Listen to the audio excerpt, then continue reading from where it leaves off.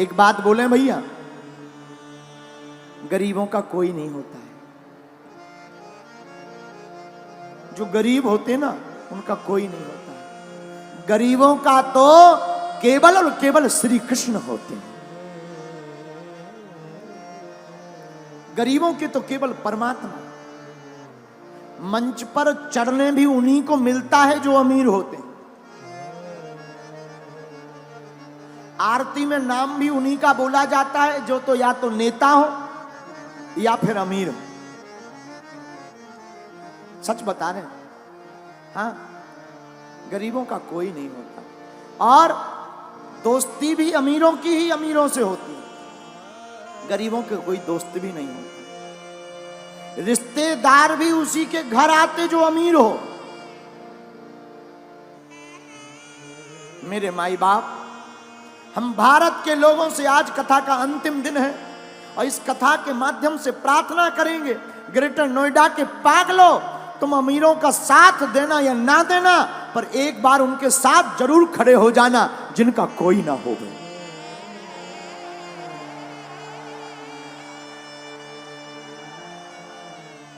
जब गरीबों की बेटी की शादी होती है ना तो बाप जानता है भूख क्या होती है। त्योहार आते हैं, अमीरों के घर पर तो तरह तरह के पकवान बनते हैं। गरीबों के घर पर कभी जाकर देखना, जो बेचारे पूरी बनाने के लिए भी तरसते हैं। गरीबी बहुत बुरी बात है। भगवान गरीब किसी को ना बनाए। दूसरी बात बोले, इस संसार में लोग कर्जा भी उसी को देते हैं जो अमीर होता है। गरीबों को कर्ज भी नहीं मिलता। क्यों? क्योंकि ये चुकाएगा कहां से। लेकिन सच बात यह है, भारत के लोगों, तुमने जरूर बुरे दिन देखे हो, बुरे दिन देख रहे हो।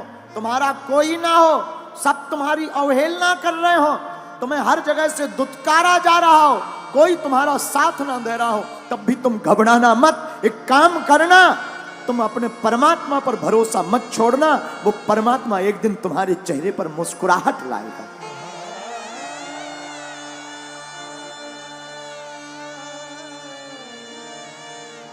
लाए। हमने अपनी जिंदगी में बहुत सहा है, बहुत सहा। अपने जीवन काल में हम जहां रहते हैं, छतरपुर जिले में हमारा गांव है गड़ा गांव। गड़ा गांव छोटा सा गांव है, अब तो ठीक है, छोटा सा गांव। पिताजी तो हमारे कुछ करते नहीं थे। हमारे जीवन का एक बाकिया है जो हमें बार बार याद आता है। हमको रही होगी हमारी अवस्था 8-9 साल की। हमने अपनी माताजी से कहा, माताजी स्थिति तो बड़ी बेकार है। भिक्षा मांग करके हम गांव में जाते थे, भिक्षा मांग कर लाते थे, उसी से भोजन बनता था। कई बार तो चावल की रोटी खाकर दिन गुजारे। हम अपनी सत्य घटना बता रहे। एक कपड़ा पहन करके हमने सवा महीना निकाला। हमने माताजी से कहा, मां हमारे मन में इच्छा है कि हम वृंदावन में भागवत पढ़ने जाएं। मां बोली ठीक है। उस जमाने में 2000 रुपया मांगने के लिए हम न जाने कितने घरों पे गए, खुद स्वयं। 8-9 साल की अवस्था होगी, कितने घरों में सिर्फ 2000 रुपया मंगाने गए, किसी ने नहीं दिया।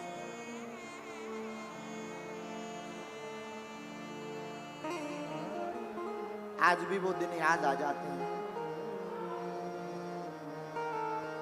बन जाते हैं लाखों रिश्ते, जब पैसा पास होता है टूट जाता वो रिश्ता गरीबी में जो सबसे खास होता है।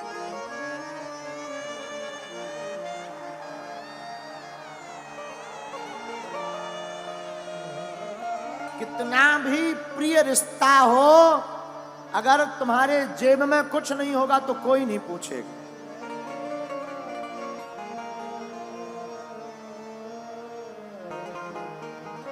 लोग तभी पूछते हैं जब तुम्हारे पास कुछ हो गए।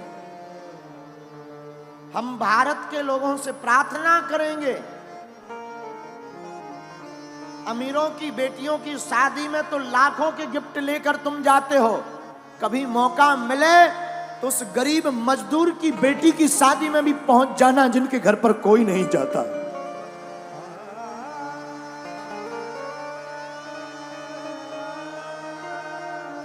हमने अपने जीवन की भूख से शिक्षा ली, इसलिए बागेश्वर धाम पर 4 साल से निःशुल्क अन्नपूर्णा भंडारा चलाया।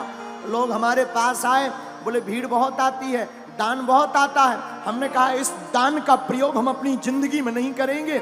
इस दान से जो हमने अपनी बहन के लिए विवाह में दिक्कतें सही हैं, भारत का कोई भाई वो दिक्कत ना सहे, हर साल अब हम गरीब बेटियों का विवाह करवाएंगे।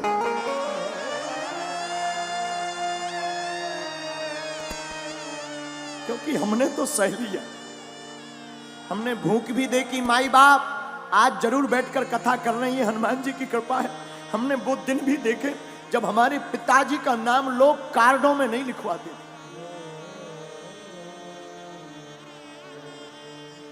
कार्ड में इसलिए नहीं लिखवाते थे कि आएंगे तो फटे कपड़े पहन करके आएंगे।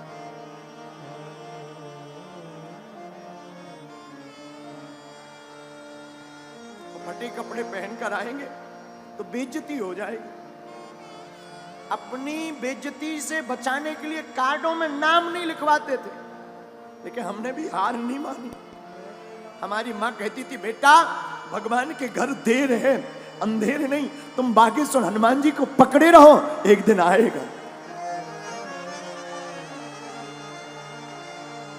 माई बाप कभी उस पिता के दिल से पूछना जिसकी बेटी घर पर हो, घर पर खाने का भी दाना ना, कभी विचार करना। अंधेरी रातें हो, हमारा तो बचपन काल पूरा अंधेरे में गुजरा। एक कमरा था 16 बाई 12 का, गर्ग जी एक कमरा 16 बाई 12 का, वो भी छप्पर का, उसमें खप्पर। और बरसात आती थी तो आफत आती थी। बरसात में पलंग के नीचे हमसे छोटी बहन और भाई तीनों बैठ करके बरसात को निकालते थे, क्योंकि पूरे कमरे में पानी भर जाता था।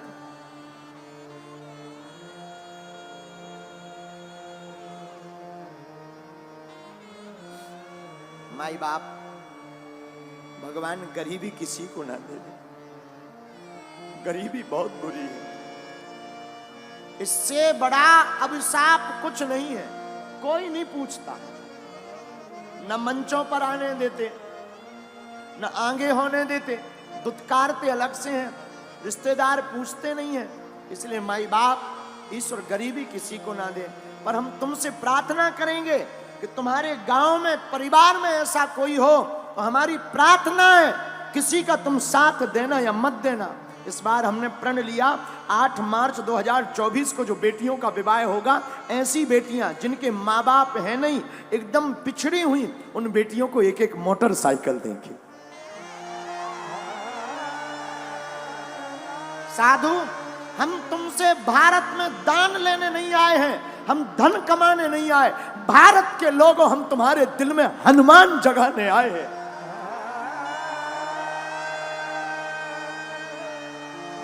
हमारा सिद्धांत सिर्फ हनुमान का है। हमारा सिद्धांत सिर्फ इतना है कि सनातन धर्म धर्म धंधा नहीं है। सनातन धर्म पूरी दुनिया का सबसे बड़ा धर्म और करुणा का धर्म है। इसलिए मेरे माई बाप, मेरे भारत के लोगों, ग्रेटर नोएडा के लोगों, तुम्हारा कोई साथ दे या ना दे, पर तुम कभी मत पीछे मुड़कर देखना, ना कभी रोना। मौका लगे तो मेरे बागेश्वर धाम पर आ जाना, मेरा दर खुला है, वो खुला ही रहेगा।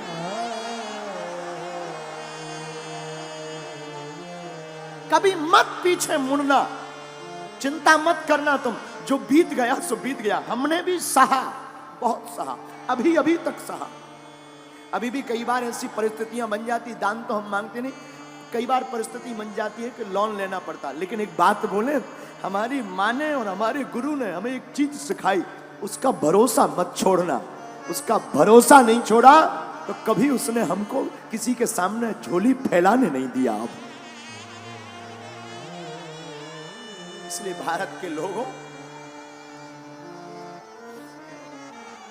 क्योंकि जिसके पास गरीबी होती है वही ये दुख जानता है। सबकी समझ में नहीं आता माई बाप, ना ना ना। हाँ, अभी बरसात चल रही है, हमको पूर्ण याद है, अभी भी हम एक कुर्ता रखे हुए हैं अपना पुराना। वो कभी कभी हम याद कर लेते उस कुर्ता को देखकर, है तो छोटा, बहुत पुराना, हम रखे हुए हैं पर याद कर लेते हैं। माई बाप बरसात में कपड़ों की वो दुर्गंध, भीगे हुए कपड़ों की दुर्गंध।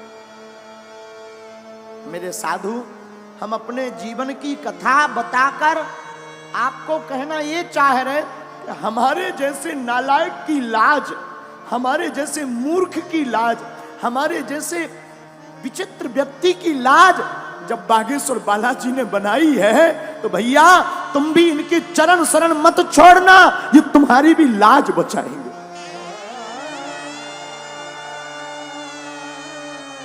हम ना तो पढ़े लिखे हैं,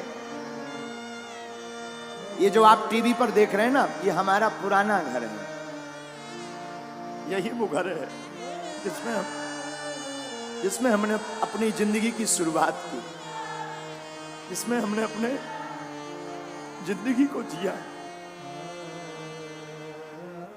ये घर ना आज भी कई बातों को सजो करके रखे हुए।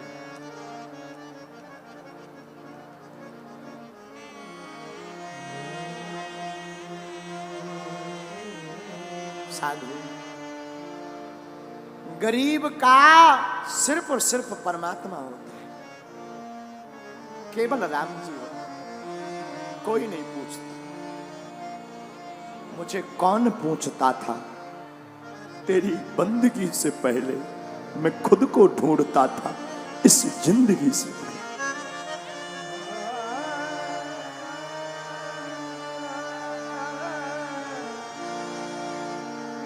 इस भारत में गरीब सिर्फ ताली बजाने के काम आता है, नेताओं की रैलियों में भीड़ बढ़ाने के काम आता है, या मंच के सबसे लास्ट में ताली बजाने। हमारा तो बस नहीं चलता, हमारी तो मजबूरी है। हमारी तो सबसे बड़ी मजबूरी है कि अगर हम इन लोगों को साथ नहीं देंगे, इन लोगों को मंच पर नहीं चढ़ाएंगे तो कौन टेंट लगाएगा, कौन व्यवस्था बनवाएगा। वरना हमारी दिली इच्छा तो ये है कि सबसे लास्ट में जो बैठा है वो मंच पर आने का अधिकारी है। लेकिन करें क्या, हमारी मजबूरी है, हमारे हाथ बंधे हैं, इतनी व्यवस्था है नहीं, इतना धन है नहीं। लेकिन फिर भी जब कभी हमारे पास व्यवस्था हो जाती ना, तब हमने एक प्रण लिया, हम जंगल में जाकर आदिवासियों वनवासियों के बीच में जाकर अपनी तरफ से, धाम की तरफ से खर्च करके टेंट लगाकर उनको यजमान बनाकर कथा करवाते हैं। फिर वो मंच पर आते हैं, वो मंच पर आरती करते हैं और बड़े बड़े नेता नीचे बैठकर उनके लिए ताली बजाते हैं। तो हमें बड़ा मजा आता है। क्यों?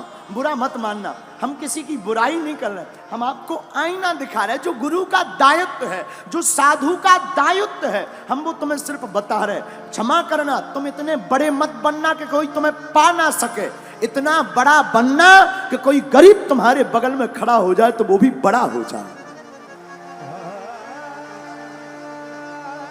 और हम तो अपने बालाजी से यही प्रार्थना करते, जो हमने भोगा है, जो हमने दुख पाया है, बालाजी करे कोई ना पाए,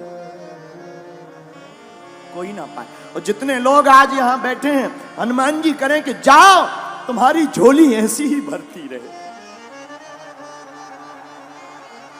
तुम्हारे काले दिन बुरे दिन आज से ही दूर हो जाएं, तुम्हारी जिंदगी में आज से ही खुशियां भर जाएं। जिन जिन ने कथा सुनी, जाओ तुम पर हमारे हनुमान जी की, सन्यासी बाबा की जैसी उन्होंने हमारी लाज राखी, तुम्हारी भी वो राखें।